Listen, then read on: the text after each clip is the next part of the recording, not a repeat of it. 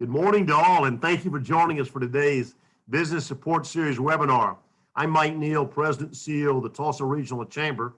Our Chamber's Business Support Series offers insights into how your organization can navigate the COVID-19 pandemic and economic recovery. If there's an area where the Chamber can be of assistance to you or your company, please let us know. Today's conversation will be about blood donation and COVID-19 antibody testing. The pandemic throttled our nation's blood supply due to social distancing, canceled or postponed blood drives, and concerns from individual donors about health and safety. Locally, Oklahoma Blood Institute depends on 1,200 donors per day to support the inventory needed for patients in more than 160 hospitals, medical facilities, and air ambulances statewide. Blood is a critical resource in our fight against coronavirus, and it's important for every business to understand how this resource supports treatment and research during times of crisis. Before we discuss the topic in more detail with our speakers, I'd like to thank the sponsors of our Business Support Series, Security Bank and Lux Enterprises. Speaking of Lux Enterprises, we're delighted to have one of our outstanding Tulsa Regional Chamber and Visit Tulsa board members, Frauke Peterson, Lux Enterprises CEO and Managing Partner, to introduce today's speakers. Frauke? Thank you, Mike. It's always an honor to join everyone and introduce our speakers. Dr. John Armitage is Chief Executive Officer for Oklahoma Blood Institute, part of the 6th largest nonprofit blood collector in America. Before joining Oklahoma Blood Institute in 2007, Dr. Armitage led blood center operations in Virginia, Pennsylvania, and New Jersey. He holds a medical doctorate from Duke University School of Medicine and a bachelor's degree in history from Yale University. Dr. Armitage is member of the Board of Trustees for the Oklahoma School of Science and Math and serves on the advisory boards of United Way of Central Oklahoma and LifeShare of Oklahoma. Dr. George Monks is a dermatologist at the Tulsa Dermatology Clinic. He's active and passionate about organized medicine and is the current president of the Oklahoma State Medical Association and past president of the Oklahoma State Dermatology Society. Dr. Monks is a 1999 graduate of the University of Oklahoma College of Medicine, and he completed an internship in internal medicine and a residency in dermatology at OU as well. Dr. Monks is currently serving on the Oklahoma Blood Institute Board of Trustees. Thank you both for joining us today. Dr. Monks, we'll start with you. Thank you so much. Thanks for everyone who's participating on the call. I want to thank the Tulsa Chamber and obviously President Mike Neal for having us. So I really appreciate that. So I'm going to take just a few minutes to go through a few slides with you guys. You know, look, we've all sacrificed a lot with this virus. The virus is still out there, but we've made a lot of progress, and it was because of the sacrifice that the people of Oklahoma have made. And obviously, I'm a small business owner also. We've all been a little bit hurt by this virus, but we're in a recovery and rebound phase, which is very exciting. So we'll move on to the next slide.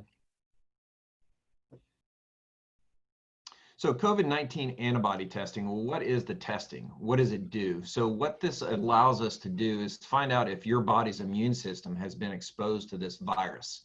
And so if it has been exposed and it's been a week or two since you've had that exposure, there's a good chance that you're going to have an antibody response to the virus. And so, and that's a good thing. Sometimes we don't want a test to be positive, but in this particular case, I'm going to donate blood next week, and I'm hoping that I have been exposed to the virus, because that's a good thing. That means that my immune system's been exposed to the virus. It's mounted an immune response to it. To help protect my body. So these tests did not exist about 3 months ago. This is a novel infection, a new virus that we haven't been exposed to here in the United States. And the FDA really fast-tracked the testing process to allow labs to be able to test for this. So we'll go on to the next slide. So what does a positive mean? What does a negative mean? Well, a negative means you haven't been exposed to the virus. Your immune system hasn't been exposed to it. That means you're non-reactive. But a positive means that you have been exposed to it. Your immune system has a memory, so to speak, and we don't know the full details of how long that memory, how long that protection lasts. We think it'll probably last at least through this year. You know, when you're exposed to an infection, sometimes that memory is lifelong. You probably have lifelong protection to a certain infection. Well, this is a new infection. We're still learning about it. Some infections you may have protection for a year, maybe 2 years, sort of like the flu. Sometimes you can get the flu after you've had the flu before. So anyway, there is always a chance that you could have a false positive. What is a false positive? That means the test said that you had something, but in fact, the test was wrong. I will tell you that testing now with this antibody testing, the rate of false positives are very low, less than 5%. So next slide. Well, what are we learning? And I'm going to tell you that every single day we're learning a little more about this virus. But what does the testing do? Well, good medicine relies on good data. And so this testing is really helping us understand how many people have been exposed to it. It looks like about 5% of the population here in Oklahoma have been exposed to this virus. And Dr. Armitage will talk more about his service. He's got a great service right now where antibody testing is free if you donate blood, which really gives us that data. We're accumulating all this data through Oklahoma. Now, we've also learned that there's been some hotspots. That's what we're concerned about. We're looking for those hotspots to develop. And when those develop, we can obviously devote resources to those areas. But overall, it looks like 1 in 15 or maybe 1 in 20 Oklahomans have been exposed to this virus before. We'll go on to the next slide. Well, how can testing be used to help move Oklahoma forward? As I mentioned, good data is really the cornerstone of good medicine. And so we need to know if people have had this infection. Why is it important? Well, it's important because we think that when you get around 70 or 80% of the population that have been exposed to this virus, and when you talk about infections in general, you develop immunity really 2 ways. You can get the infection or you can get a vaccination. We don't have a vaccination yet for this. And so we're hoping that once you get around 70%, 80% of the population, that you start to develop something called herd immunity. Herd immunity is where enough of the population has had the infection that it makes it less likely the virus or the infection will be able to continue to spread. It can't find another host that hasn't had the infection. So in essence, it sort of dies off. It can't continue to spread in a population. And so another thing that's important about the data is with respect to the antigen testing. The antigen testing is where you do a test, usually a nasal swab, and it tells you if you have the current infection. And the reason why that is important is we can keep track of those hotspots that develop. So for instance, in Guyman, there was a hotspot that developed because of the meat packing plant there. When you get a lot of people in close quarters, that really increases the chances you're going to have problems. Around Purcell, there was a hotspot with a skilled nursing facility. So we're always keeping our eye out every day, really every hour, we're looking at the data, looking for those hotspots. Next slide. Well, how can we use this information to move things forward? Why is it important? We're gathering this data, and so we have a better understanding of what's taking place, but also we can give better recommendations to the governor. We can work better with the health department as far as where we need resources, where we need physicians, where we need testing. So that's why it's important, and that's why we need our leaders to be informed with this testing. Next slide. So if you want to learn more, we have some great resources on our website at the Oklahoma State Medical Association. The website is okmed.org, and you'll be able to navigate to those locations. So I appreciate your time, and I think that'll conclude my slide deck talk. Thank you, Dr. Montz. Dr. Armitage. Thank you, Mike. Thank you for having us on. I appreciate the Tulsa Chamber recognizing the importance of recovery. I think you mentioned that at the get-go, and certainly we're talking about recovery here and the tools of recovery. OBI is really proud to be part of trying to get the state back on track, businesses reopened, and antibody testing and the knowledge. Thank you, Dr. Monks, for giving that background, because really this is about just being smarter about recovery and, you know, hopefully in the process, saving lives through the traditional way that the blood supply has always helped patients in need. So next slide, please. Every business represented on this call today has been adapting for the last 3 months at rocket pace. And this is really the Blood Center's attempt to do the same thing, figure out how to motivate donors at a time when we're really not able to use our playbook. Our traditional playbook's been wonderful. Oklahoma's standard protects patients. We have donors coming out. We have sponsor groups all the time supporting us. But right now, we can't really go to churches or houses of worship. They're not in session.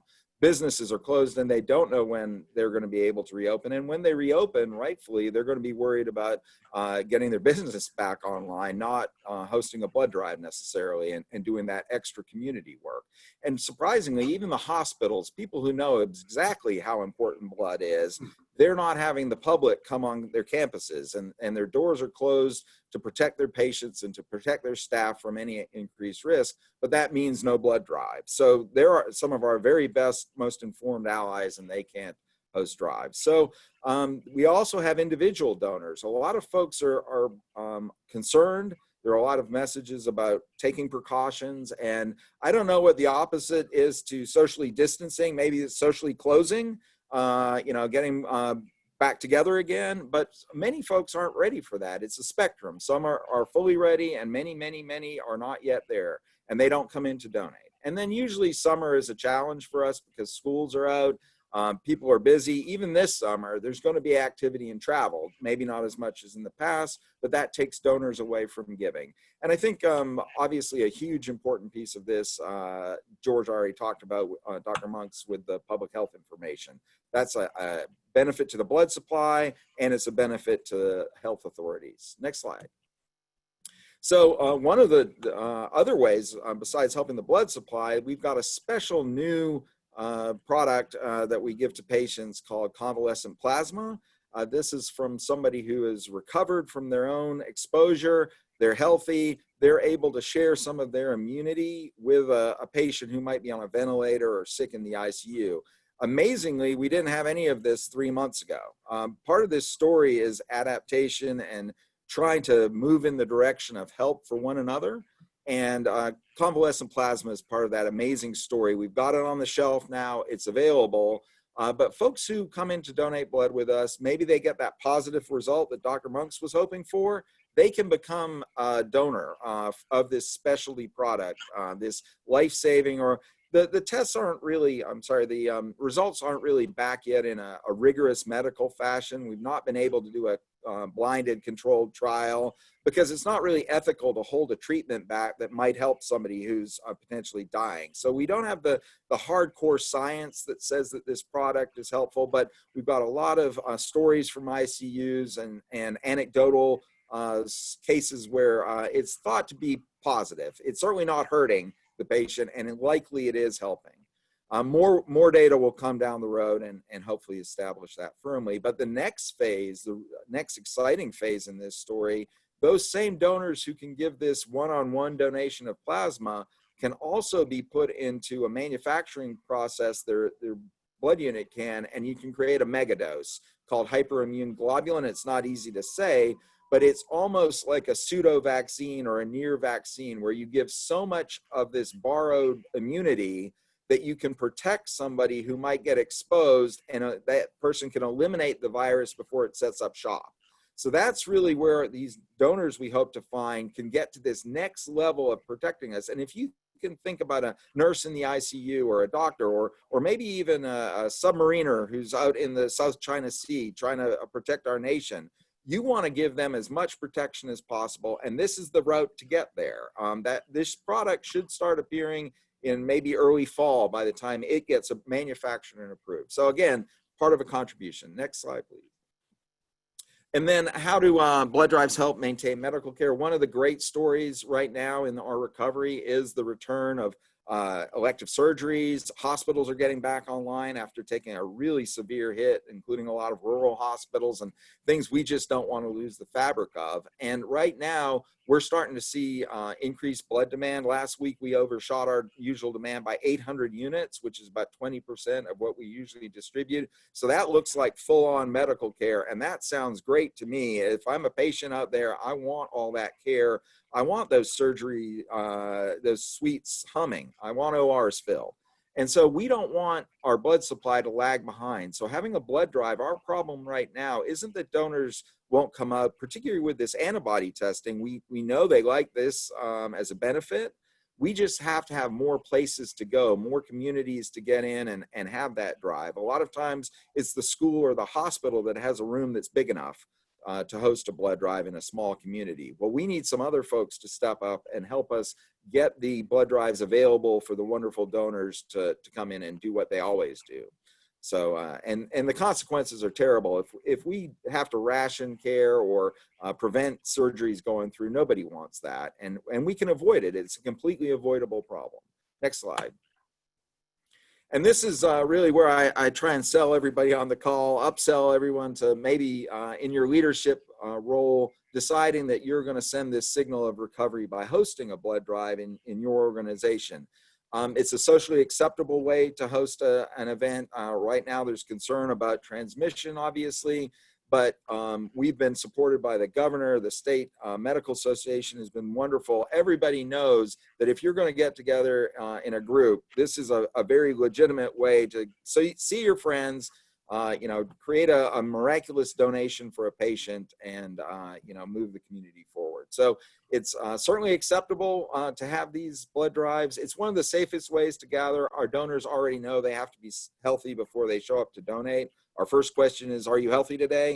If you say no, we ask you to come back later. So unlike maybe the supermarket where not everybody comes in knowing they have to be healthy that day, we already have a pre-selected audience, and we have a lot of steps of taking temperature and other things to make sure they're healthy on the day. This is an act of affirmation of good health. If you've made it through 3 months of COVID and you are feeling healthy, I think that's something to celebrate. And the best way to celebrate it is come and share your good fortune with somebody right now who's staring at some hospital walls, maybe facing a surgery, or maybe facing the anxiety of chemotherapy and hopes that the blood will be there in 6 weeks as well as tomorrow for what they're going to need. And the last, I think we're showing that we can return. Blood drives are normal, wonderful things that we do all the time. Let's get back to doing the normal, wonderful things that make us strong. It's proactive, it's positive, it's community-based. As you'll see, our slogan right now is Blood Unites Us. What better time to think about all the ways we're common and we share the same humanity through our blood. There are only 8 basic flavors and we all share them. I'm a vampire, so I call them flavors, you'll excuse me, but blood types. Again, and we want to keep that healthcare sector vibrant, as I mentioned. So that's really my sales pitch. Please do think about hosting a blood drive and being that signal that America's back, America's strong, and we're kicking this virus's rear. Thank you. I think that's probably it for my slides. Thank you, Dr. Armitage and Dr. Mox. We don't have time for live calls on the webinar. We have several calls that have been submitted earlier. I guess my first question to you gentlemen, and both can respond, or either one of you, and that really has to do with how have blood donations supported the COVID-19 research and treatment? I know, Dr. Armitage, you referenced that a little bit, and you're both referenced it a little bit, but a little more details about how research has come from this. Yeah, thank you. I think new products, we mentioned in the talk about hyperimmune globulin and convalescent plasma. So new therapies are coming along, but we're also able to collect certain cells, certain donated products that researchers are busy asking us, hey, I need those white cells from that patient who's recovered because they may unlock the secret to why some folks get worse disease than folks who maybe do better. So we're getting lots of not just the basic, how do I look after this sick patient, but researchers wanting to ask the next question and the next question. And a lot of times that comes from a sample collected off of a recovered patient. Dr. Monks, anything you'd like to add? I'll just add that, when our surgeons, when they do elective surgeries or trauma surgeries, they need blood on the shelf. And so while the COVID kept a lot of people home for a little while, that decreased the blood needs. Not as many people were having accidents, not as many people had elective surgeries, but now we're back on the roads, we're working again, we have patients who are doing elective surgeries again. We have to have that blood on the shelf. And as Dr. Armitage said, this convalescent plasma is really important. It's saved a lot of lives already. It's one of the few things that we know that works for this particular virus. And so having that available is really key. OBI has done a great job, one of the leaders in collecting convalescent plasma and distributing that out to the hospitals that need it. Gentlemen, what are some of the common misconceptions about antibody testing? I'll start first, John. I think the main misconception is really the difference between antigen and antibody. That's the main thing that I'm seeing. So the antigen is really detecting parts of the virus. It's a test that tells you if you have an active infection, if you're actively infected. Now the antibody, as I've already mentioned and we've talked about, that means that you've been exposed to it, your immune system's been exposed to it. We typically generate those antibodies about 7 to 14 days in. After about day 10, most people have those antibodies. And so that's the big misconception I think most people have. Antigen, really think about, shows infection. Antibody means you've been exposed to it and sort of your immune system's already mounted a response to the virus. I'd just like to add one quick thing. I think a lot of people think that maybe it's a passport, an immune passport. If they get a positive, they're going to be healthy moving forward for the rest of their lives. And we don't know enough about the virus to know exactly what a positive result means. So that's no fault of the test. It's just we don't know the science yet enough with this new virus. As medical professionals, what advice do you gentlemen have for our viewers and our listeners who run a business and they are in the process of having their employees be returned into the workplace? What advice or counsel do you have for them to ensure that when their employees come back or as they come back, they can be safe and healthy? I can go first on that, John. I think you need to have policies and procedures in place. And so obviously follow the CDC recommended guidelines, where I like to use the term physical distancing because I think during a crisis like this, we need to be socially interconnected. So I prefer the term physical distancing, but as much as possible, try to maintain that physical distance. Also, wearing a face mask is important. Look, common sense too goes a long ways. If you're sick, don't come to work. A lot of offices are checking temperatures of their employees or maybe your patients. I know in our particular clinic, I'm a dermatologist, I work at Tulsa Dermatology Clinic. Many of our patients felt uncomfortable coming back into the doctor's office. To make them feel more comfortable, we set up a procedure in place where we have the check-in out in the parking lot. We had no patients at all in our waiting room for a while. And even now, if you're uncomfortable being in a waiting room area, we can let people wait in their car. We check them in. We have a nurse go out to the car and get all the paperwork. When the room is ready, we'll actually call them on their phone and have them come into the office. Another thing we've done just at our office is we've tried to compartmentalize our group. So every doctor works with 3 nurses. And so trying to minimize if someone did test positive and they needed to be quarantined, it decreases the number of employees that we have to quarantine or that were potentially exposed. John, do you want to add anything to that? Yeah, I'd just like to encourage everyone that it's a journey. Reopening isn't one magic, I got my procedures in place, now I'm ready to go. One of the surprising things to me is how different our employees, we have 900 employees, and they're all at different stages of their level of confidence. And you have to address the ones who don't really have a lot of concerns. Maybe they're young and healthy and they know the virus isn't a big risk to them. And then you've got other folks who you may not know, they live at home with a grandparent or they have some risk that's really eating at them. And so I think the journey is to keep updated on the CDC sites, and the state medical group does a wonderful job, the association, of posting information. But it's a journey. Show that you're keeping up with the new data and that you're feeding it back into your policies, and that that you realize that some people need more, confidence. So communication and reliability, trustworthy data is a way that you can do that. I've got one final question, and then I'll go to Frauke, and I'll ask you to give about a 30-second response as our time is limited. And that is, what are the most important data points that company managers and owners pay attention to as they develop plans and protocols for their employees returning to work? Well, to me, I'll just jump in that I always try and look for some of the positives as we're trying to get the confidence back. Things like how many people are asymptomatic, had no trace of the virus. That's a good story. But sometimes that gets overlooked in talking about the number of deaths. I think the fact that Oklahoma isn't pressing up against its number of ICU beds or ventilators, those are good things that should give us all confidence. I would say look for those gems.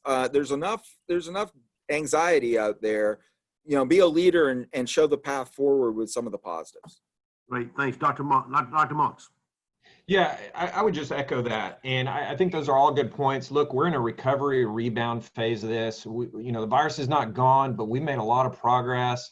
One data point would be just simply, just make sure that we're not in a hotspot area. And if something, if you're in an area, community where there is a hotspot, just be aware of that. And you may need to make some changes there, be updated, but it's an evolving story. So. Great. Thank you, gentlemen, so much. Frauke, let's go to you for our final question. Sure. So in light of the pandemic, what would you recommend as a current process for a business to host or sponsor a blood drive? I guess I'll jump in there since that's my day job. I think, certainly you want to be back, get your people established back at church or back in your business. Take care of the fundamentals, but part of the encouragement you can give early, not the earliest, but maybe early in the process, is show that you still care about the community that you're a business in, and send that as part of the morale building and the normalcy that you want to say that we're on the right journey here. So obi.org is one way to contact us, and we have an 1-877-340-877 number. So please contact us. The Red Cross also hosts blood drives. Any unit at this point is a good unit in terms of protecting patients. Thank you, Dr. Armitage. Dr. Monks.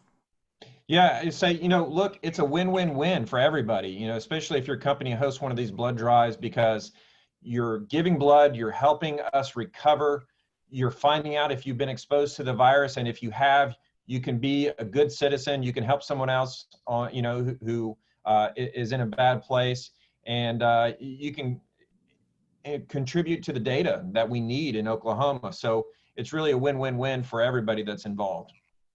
Well, thank you so much, Dr. Armitage, Dr. Monks, and Frauke for joining us today.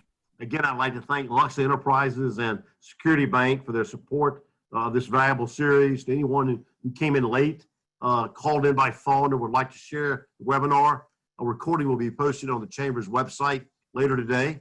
Also want to make sure that you're all aware of an exciting Chamber event this coming Tuesday, next Tuesday, June the 16th at 2 p.m. We will host NASA Administrator and former United States Congressman Jim Bridenstine, who still calls Tulsa home. We'll have a virtual conversation about Oklahoma's aerospace industry and his agency's historic partnership with SpaceX. As you know, we have a little, let's call it a little interest in SpaceX and maybe another company that Elon Musk owns that we'd love to have come to Tulsa, Northeast Oklahoma region. If you're interested in that, tickets are available, $15 for chamber members, $25 for non-members. You can register for this and all upcoming events on our chamber website, tulsachamber.com/events. Advanced registration is required for all of these events. And again, please don't hesitate to reach out to the chamber staff or to me personally if we can be of any assistance to you or your business as you begin the process of returning to work, trying to return to some sense of normalcy to the best of your ability while keeping your employees and your customers as safe as possible. So again, thank you to Dr. Monks and Dr. Armitage. You guys did a great job today. Frauke, thank you for hosting us. And we look forward to seeing you all soon. Have a great Thursday afternoon and a great weekend. Thank you all.